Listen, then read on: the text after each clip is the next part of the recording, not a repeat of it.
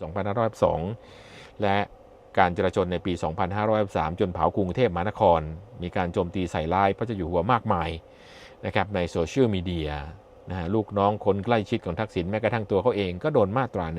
112 นะครับเอาละถึงแม้ว่าจะมีความพยายามให้กลับมาอีกรอบนึงคราวนี้จะมาพัฒนาประเทศเป็นคนจงรักภักดี